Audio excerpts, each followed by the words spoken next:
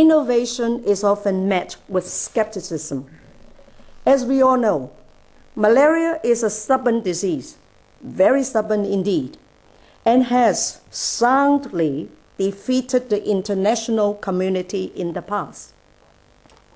At the beginning, there were some questions about whether this new venture could work. Could it really be competitive? Would the inevitable collaboration with Big Pharma compromise integrity? Could MMV discover new products and bring them to market? Could it do so fast enough?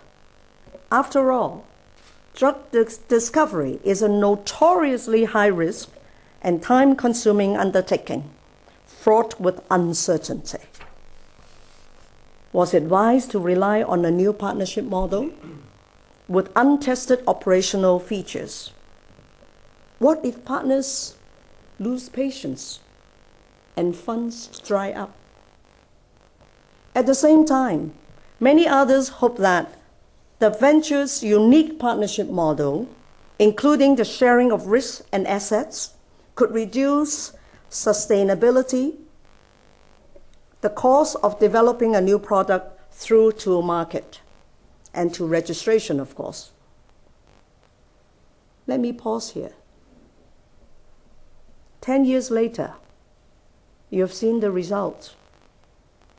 Let me congratulate you, all those who have contributed to the success of MMV, for its robust and diverse portfolio, with more than 50 projects in your pipeline for discovery, preclinical and clinical development. You have done so at a cost well below estimates for commercial production.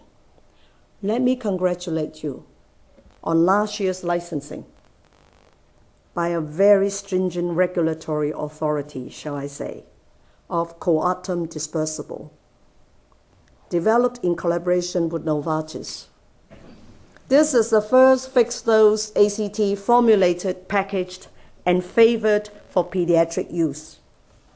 I'm personally fascinated by the field trials undertaken in African children. Why? That make a cherry flavor the evidence-based definition of delicious.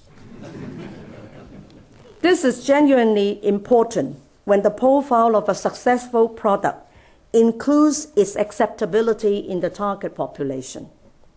I know that you are expecting regulatory approval next year for an additional product, and that yet another one will be ready for submission to regulatory authority also next year.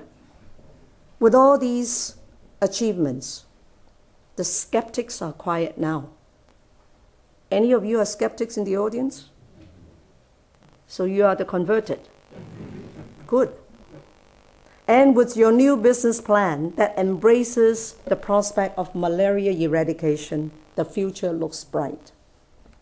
Ladies and gentlemen, how has the broader landscape of public health evolved during your first decade of discovery? And how might these changes affect your work in the future? I agree with Chris. Predicting the future is very dangerous. I learned the lessons with H1N1, pandemic influenza. Every time I was asked, I always say that I don't have the crystal ball. The most certain thing about influenza virus is uncertainty. So I can't agree with you more. But I think what you have painted to us, the future, don't worry. And he even used 2 Chinese characters, 危機.